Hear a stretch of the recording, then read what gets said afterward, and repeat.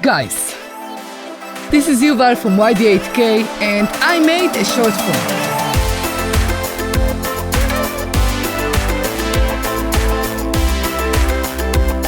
For the past half a year, I worked on a short film called Little Coin.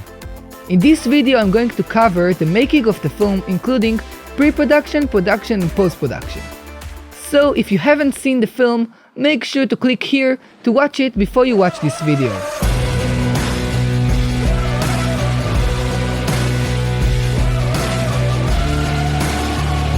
Let's start with pre-production. Before I even started writing the film, my father and I discussed some ideas for a 3-minute short film and came up with a few. I particularly liked one of them. Then we started developing it together until it was good enough for screenwriting. For screenwriting, I used Fade In. Fade In was great. It has a very simple interface, so it feels really nice to write on. And it's on Mac, PC and even on your smartphone, so I could keep writing the film anywhere I've went. After I finished writing the film, I started making my shot list using the Shotlister app. And I also started thinking about the things we needed to make the visual effects of the film successful. I ended up with a very DIY solution. I bought a chroma green colored paper, hung it up on my porch's wall, and it worked amazingly. We shot the whole film in 2 days. The first day of shooting went great. In this day we shot only on the green screen. We used the Canon EOS 700D for shooting the whole film. I really like this camera for no to low budget films, and if you use it right you can get great results with it. The only problems we had on the first day were the green screen paper falling from the wall, because then we had to hang it once again on the wall, which took some time. But overall, the first day was really nice, not too stressful, and we got good results from it. The second day of shooting was much longer than the first day, because we had to finish not only the green screen shots, but also the shots of the parents. We started out with the green screen, and we shot on it from the morning to the noon. At noon my 2 actors who played the parents came, and we shot the first scene of the film, which took a few takes. After we finished shooting the first scene, we went outside and shot the dialogue of the parent scenes. In the afternoon we shot the rest of the scenes with my main actor, which didn't require a green screen, and that was the end of our second day of production. Then I took a few days to shoot the plates for the green screen shots, and we finished shooting the film. I'm going to separate the post-production of the film into 4 parts: editing, visual effects, sound mixing and color grading. Let's start with editing.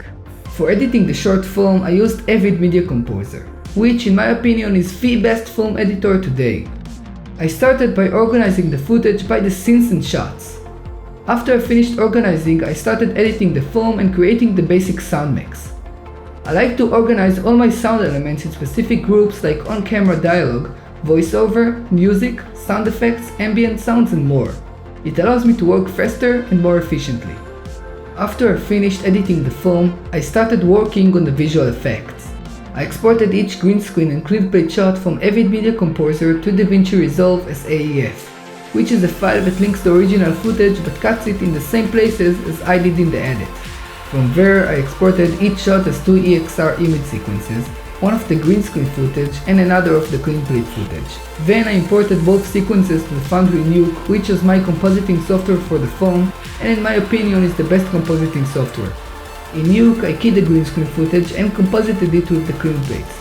On a number of shots I had to do additional visual effects like replacing text, removing cars and more. After I finished the visual effects of the short film, I exported each composited shot back to DaVinci Resolve and from there to Avid Media Composer. For sound mixing, I used Avid Pro Tools. Avid Pro Tools is amazing for sound mixing, because with it you can apply effects not only to one clip, but also to a whole track, which seems like a small thing, but actually makes mixing 1,000,000 times faster, easier and more efficient. It also has automation of almost every dial and any effect, and you can use its sleep tool to zoom into your audio a lot more than you can with your editor, which allows you to be much more precise while you mix your film. Before I started mixing the film, I organized all my sound elements which were imported from my editor to several groups of tracks including dialogue, music and sound effects. After I finished organizing all the audio in groups, I started mixing the film. I mixed all the dialogue and used iZotope RX5 to clean noise and things like wind sounds. I also used EQ and compression to make it sound better. Then I started working on my music. I mixed it with the rest of the audio and made sure that it sounded good, but also that it matched the pace and tone of the film. After I finished mixing the music, I started adding sound effects to the film. Some of the sound effects were taken from my library of stock sound effects, but a lot of the sound effects in the film, like coin flips, breaths, pocket sounds and more, I recorded by myself. After I finished adding all the audio to the mix, I started automating the volume and panning of each sound. At last I used EQ and compression on some of the sound effects to make them feel more natural and realistic. Then I exported the final mix and imported it back to the edit. After all the different aspects of the film like editing, visual effects and sound mixing were all finished and locked, I exported each shot from Avid Media Composer to DaVinci Resolve, which is the software I used for color grading the film.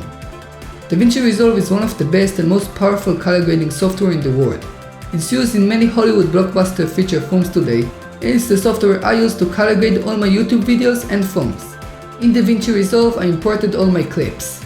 I start all my grades by emulating a film stock with a lookup table, or in other words a LUT, which is a file containing math instructions to replace a color by another one. I like to use the Impulse Ultimate set of film emulation LUTs by Vision Color. These LUTs are amazing. They're customized for almost every camera on the market today, and in my opinion are the best way to emulate a film stock for your footage. Then I started color correcting all the shots in each scene in order for them to match. After that I started the grading process by developing the look for each scene. In this short film I made two main looks. For the first half of the film I wanted the footage to look very desaturated and brown, and for the second half of the film I wanted the footage to look more colorful and natural. So I graded the footage to the classic orange and teal look. After I finished developing the look and grading each clip, I made some final tweaks to some of the clips like adding details to skin tones, darkening skies to reserve more detail, making vignettes to focus on certain parts of the image, adding film grain and more. Then, after all the clips were finished, I exported them back to the editor. I learned a lot from making this short film. It was a one-of-a-kind experience, a lot of fun, but also very stressful at the same time. And I'll surely make more short films in the near future. So, thanks for watching, I'm Yuval from YD8K and I'll catch you in the next video. Goodbye!